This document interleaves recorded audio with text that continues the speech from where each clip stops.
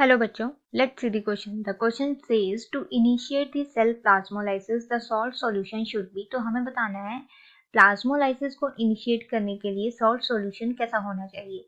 सबसे पहले यहाँ दिया गया है आइसोटोनिक. तो आइसोटोनिक की बात करें, आइसोटोनिक सॉल्यूशन क्या होता है? ये ऐसा सॉल्यूशन है where there is the no net movement. यहाँ पे क्या होगी?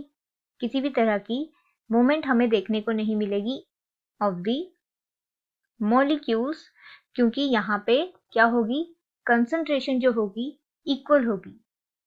कंसंट्रेशन ऑफ द सॉल्यूट और solvent is equal in both side.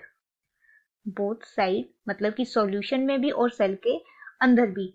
तो यहाँ पे जो है प्लाज्मोलाइसिस नहीं होगी, तो हमारा ये राइट आंसर नहीं है. उसके बाद आता है हमारे पास ऑप्शन नंबर बी, जो कि है हाइपरटोनिक सॉल्यूशन. अब हाइपरटोनिक सॉल्यूशन ऐसा सॉल्यूशन है जिसमें मूवमेंट होती है from inside to the outside of the cell. मतलब यहाँ पे हम बोल सकते हैं मूवमेंट होगी हमारी सेल के अंदर से सॉल्यूशन की तरफ, from inside the cell to outside the cell.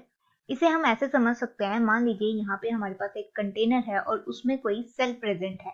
अब ये जो सेल है इस कंटेनर में सॉल्यूशन से घिरा हुआ है और इस सॉल्यूशन में जो है हमारे पास सॉल्यूट की कंसंट्रेशन जो है सॉल्यूट इज हाई एंड जो सॉल्वेंट होगा, सॉल्वेंट मतलब यहाँ पे हम वाटर की बात कर रहे हैं, water content is the less as compare to the cell, क्योंकि सेल के अंदर जो है वाटर या सेल सेप जो है वो इंक्रीज्ड होगा as compare to this solution. तो ऐसे सिचुएशन में जो है वाटर बाहर की तरफ मूव करेगा, सेल का वाटर जो सेल का सेप है वो बाहर की तरफ मूव करेगा to equalize the water concentration. और इस प्रोसेस को हम बोलते हैं एक्सोऑस्मोसिस. और इस कंडीशन में जो है प्लाज्मोलाइसिस होगी, या फिर हम बोल सकते हैं ये सेल जो है प्लाज्मोलाइज्ड हो जाएगा, श्रिंक हो जाएगा.